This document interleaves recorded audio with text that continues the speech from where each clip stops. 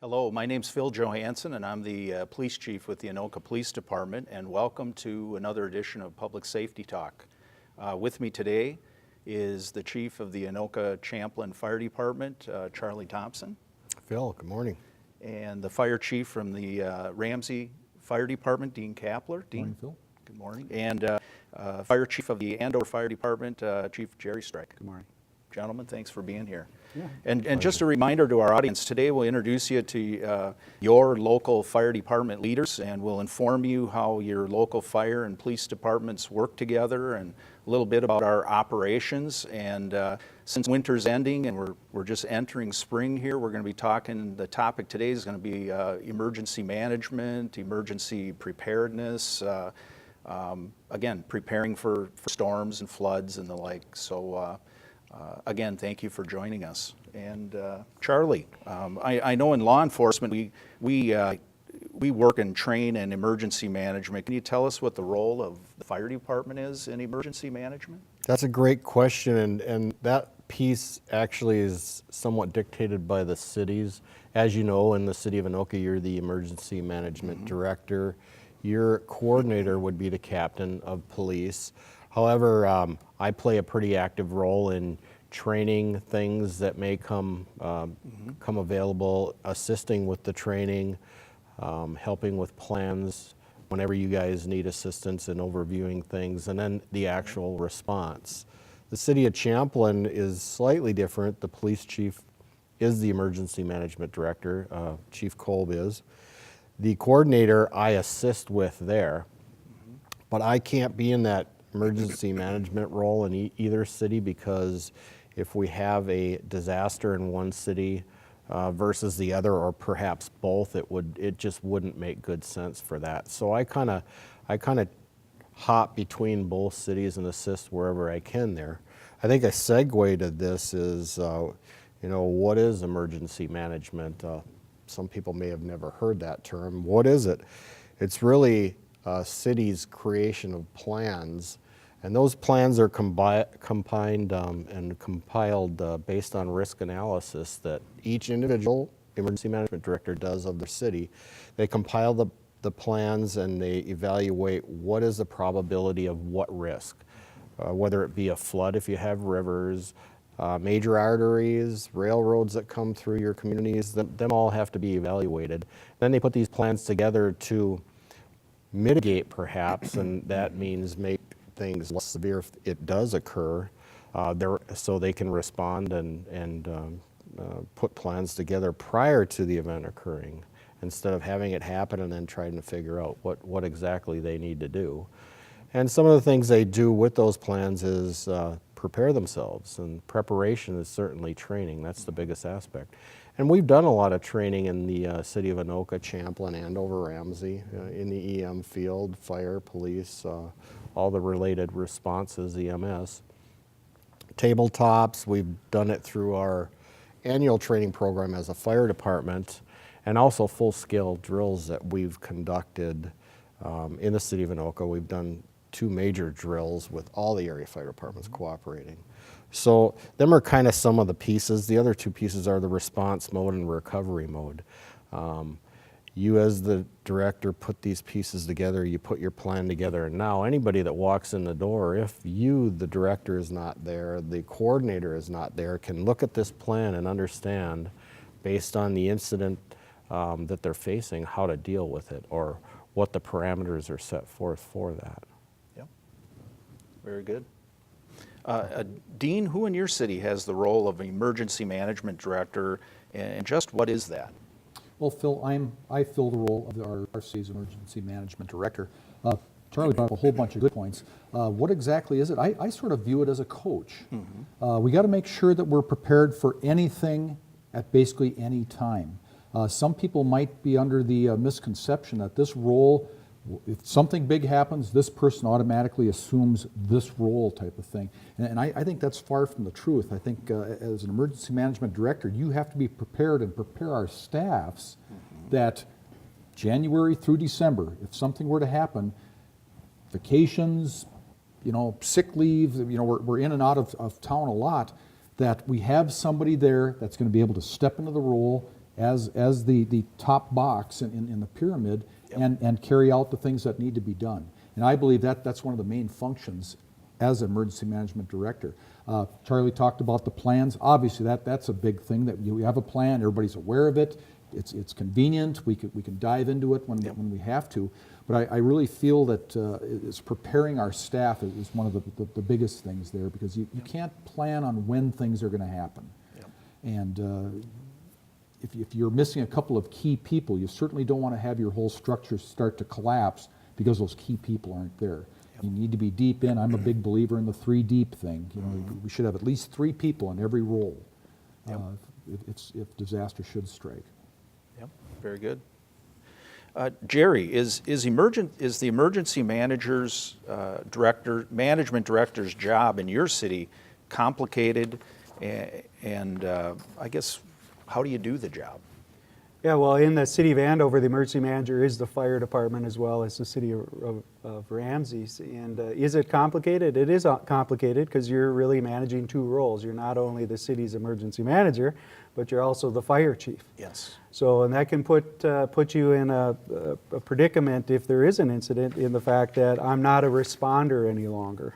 So I have to have trained staff below me who can continue the response plan of the fire department while I open up an emergency operations center, for example, and put the plan in place for the community. So it can be complicated. It has been created by statute. There's state statute that requires an emergency manager. And just like the other chiefs have said, it's really the proactive side of evaluating your community and saying, what is the potential for something to take all of the resources in our community to mitigate or to handle, and where do we get additional resources if we need it? And of course, our 3 cities work very collaboratively together every day. Yep. So that's a benefit for all the communities. Yep. And I'll say this to the public from the law enforcement side, you guys and your operations and fire, you're great to work with. We work good together. I mean, we train together, and we do anything to help you. And I know your operations would do the same for us. So I think we're ahead of the game in that area, that there isn't any competition or button heads. We really are on the same page on this, and that's good news. Charlie, it sounds like anyone in emergency management needs to keep up with the changes. Are there enough training opportunities in Minnesota to continue education? I mean, not just for the director, but for everyone. Yeah, that's a perfect question for this time of year. Actually, next week, next Tuesday, Wednesday, and Thursday is the Governor's Emergency Management Conference that's held down in Brooklyn Center. That brings a lot of people throughout the state together for a huge array of educational opportunities. And they start with planning, the very basics of what we do, all the way up to the director's position. So it just opens up a really big educational piece for us, and it's central here in the metro area. The other piece to that is, even in the other opportunities that they offer us, I think the most valuable piece there is the opportunity that we get to network with other individuals that we don't readily see. We have a great rapport with our communities because we work together virtually every day, Jerry says, and I agree with that. Some of these people that we see at these conferences, we don't, but we see the skill set they have.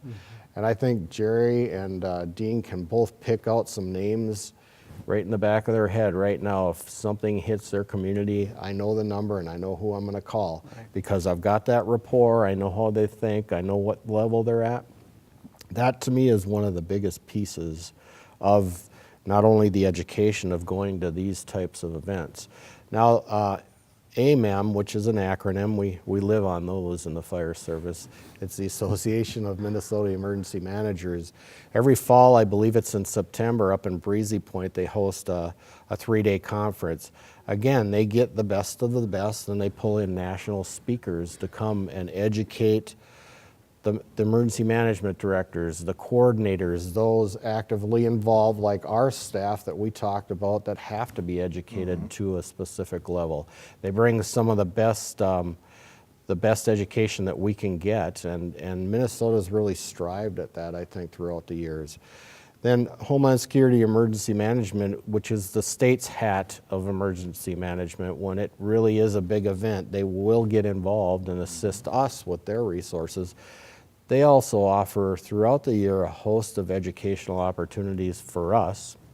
And you know that as well, because everybody here had to go through the emergency management courses to get your federal certification and state certification.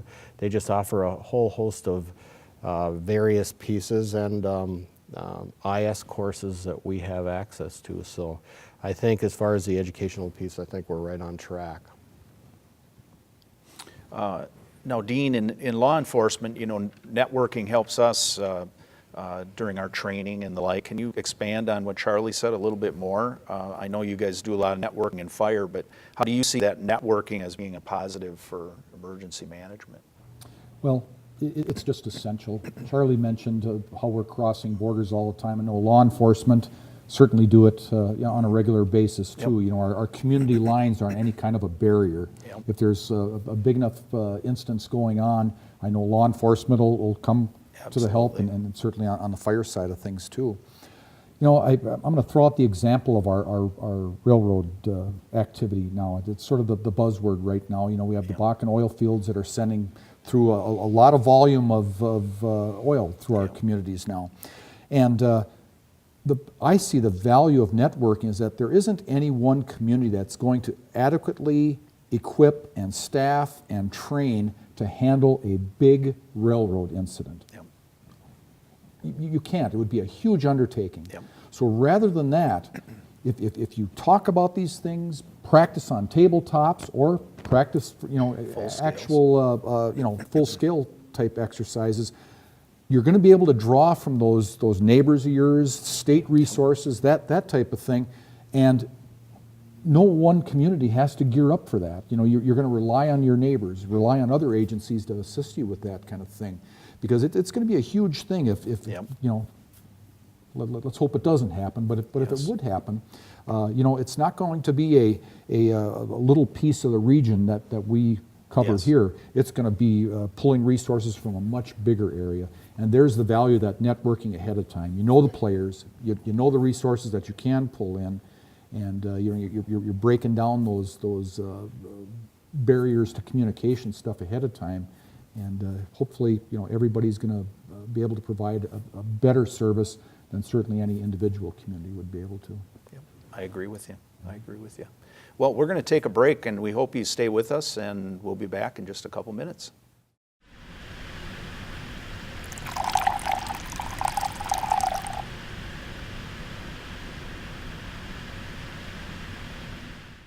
Welcome back to Public Safety Talk, and the next question is for Jerry. We're late winter and spring's right around the corner here, and what would you recommend to our residents or the residents in our communities to do when severe weather is expected? Yeah, well, in the county, from a public safety perspective, when there's a weather event, all of us are aware of it, and we're all on heightened awareness from the emergency manager in Anoka County all the way down to the fire department. We may be staffing stations because we have a paid on-call model to get them out the door quicker because there's heavy snow coming, or if there's a tornado expected or warning. We certainly are preparing for it. But what should the community do? Well, they should prepare for it too. And there are devices in our community, like we know them as tornado sirens, these civil defense sirens, that are really providing an update to the community through the use of technology to get them to go listen to their radio and turn on the TV and say, what are people saying? And those sirens are managed by the Anoka County Communications Division, our 911 center. And there are parameters on when those tornado sirens are set off, and they can set them off one siren, or they can set them all off, depending on what the issue is. But the parameters have changed over the years. There used to be a series of parameters from high winds to heavy rain to actual tornado sightings, but that has changed recently to when there is a tornado warning, meaning there is a tornado on the ground somewhere. And there is a probability of it coming in our direction. The Anoka County Communications sounds the alarms or the sirens. Yep. Or if there's a trained weather spotter, law enforcement, deputy, trained fire chief that can call in with a weather spotter number and say, I see rotation, they're able to sound the alarm. But if a citizen sees it, they should certainly call 911, describe what they see, and they will send law enforcement out as quickly as possible to verify it in order to sound the alarms. And then prepare yourself for a long-term event. And as we talked about the chiefs earlier, it's a community event, and that's where the plan comes in. It doesn't just, we shouldn't just rely on the city or your community to provide everything. So a long-term event for a tornado or for a weather event could be you're in your house for a number of days. So do you have the adequate water, the food? Do you have a flashlight? Do you have the ability to communicate with others if the cell phone goes down? And get the community involved as well. Get your neighborhood involved and look out for one another. And we've talked amongst chiefs that if there's an incident that comes into Andover that it looks really bad, I've asked them to come into our community and just check on us, because our firefighters live in the community and so do our law enforcement. And I want to make sure they at least come into the community and make sure we're on our feet. And if they're not, come help us. Yes. And we've all agreed that that's a good practice. But we all have to be prepared and we have to take it seriously. And we see that with Hurricane Sandy, where we're really stepping it up in Katrina, where people were staying there because they didn't think it was really going to happen, and it did happen. Is some of the most trained individuals dealing with weather are giving us the advice, and we're passing it on, so we should take it seriously. Very good, very good.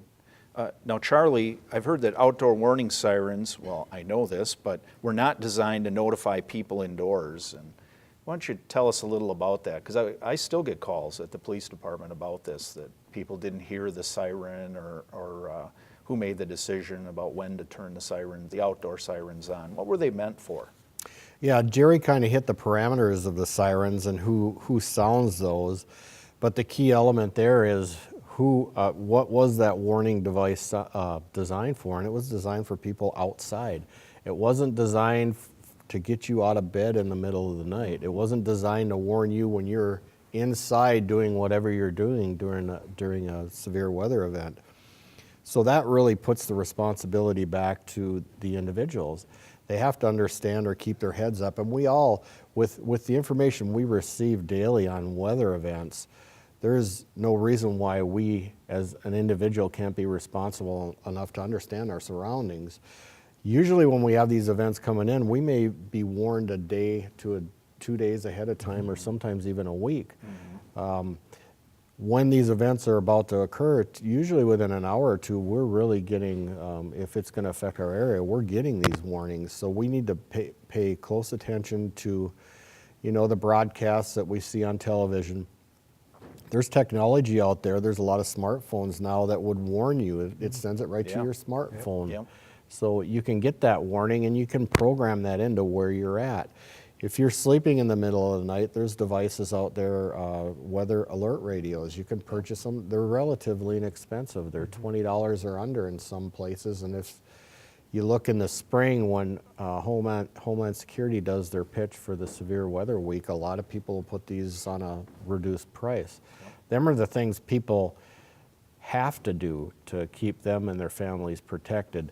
They can't depend on the outdoor warning signals because that's not the design. And in some areas I'm thinking Andover and even in Anoka, you're not going to hear those. You're not going to hear them at all in the middle of the night. So really that responsibility lies on the individual.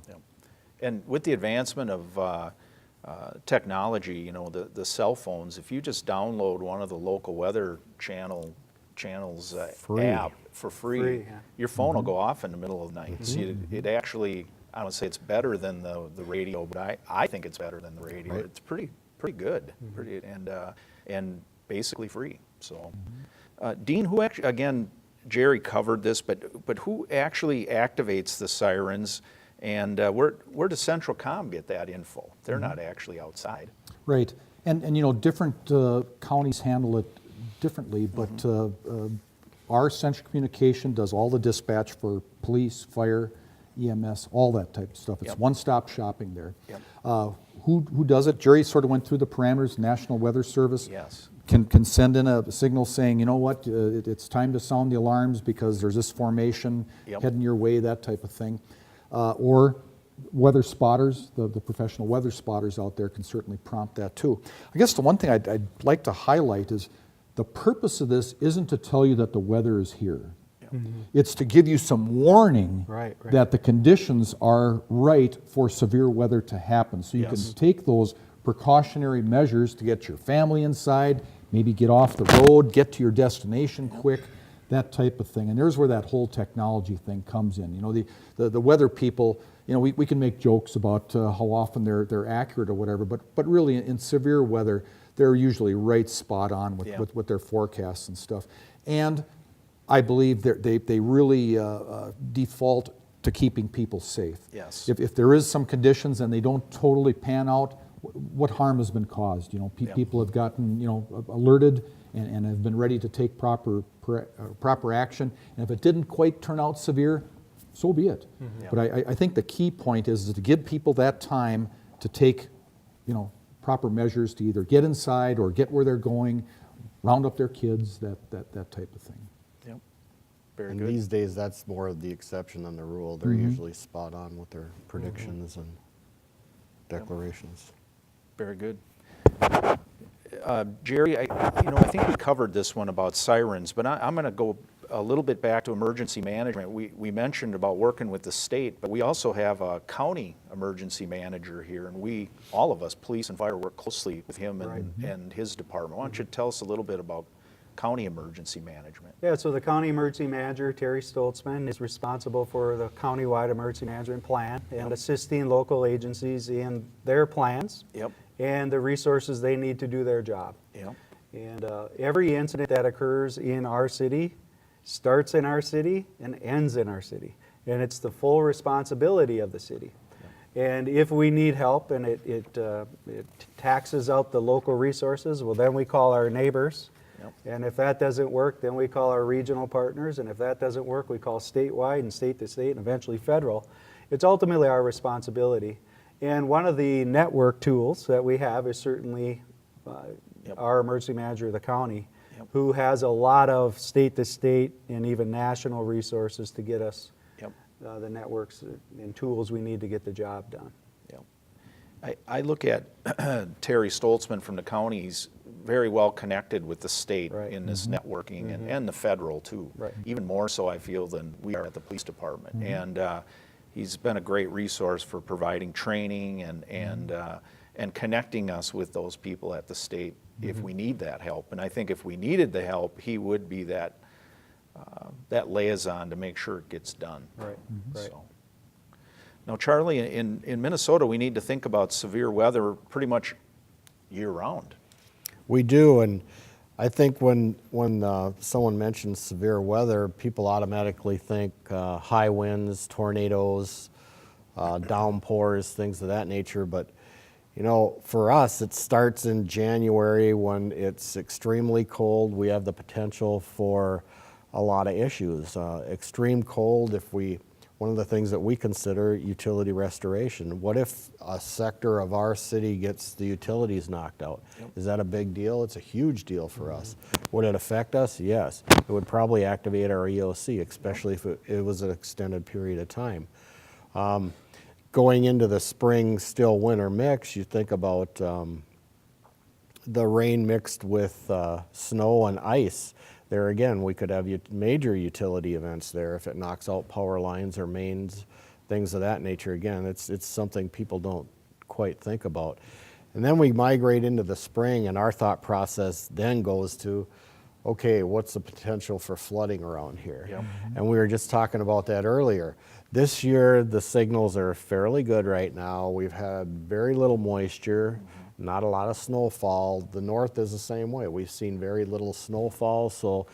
And last fall we didn't have a lot of moisture content in the ground. So the runoff potential when it does warm up is probably minimal. But we've seen years that was just the opposite of those things.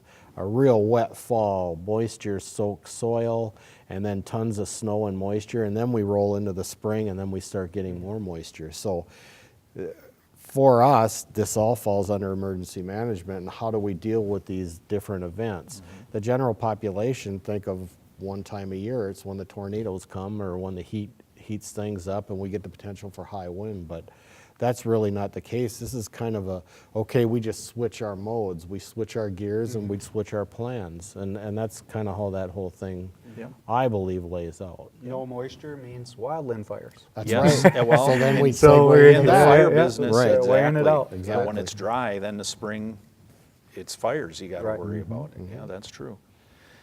Dean, now during severe weather events, does your department have special procedures that you follow? Phil, we do, and you know, different departments do it differently. I'm not going to say one's better or worse than the other. The more slow-moving things, like a big snowfall, you typically have some warning on that there. And I know I'll hear it on the radio. You know, we'll all staff stations if we know that the snowfall is going to impede our people to get from their businesses or residence to the station. Yep. And you know, it's sort of a bit of a you know, call that someone's going to make at the time there. The faster moving things, we're coming up on the spring season here. We want to make sure we give our people adequate warning to get to the station before the weather hits. I think the worst thing we could do is have something happen and then have our people trying to drive through this type of weather to respond to the station and then to you know, provide the services there.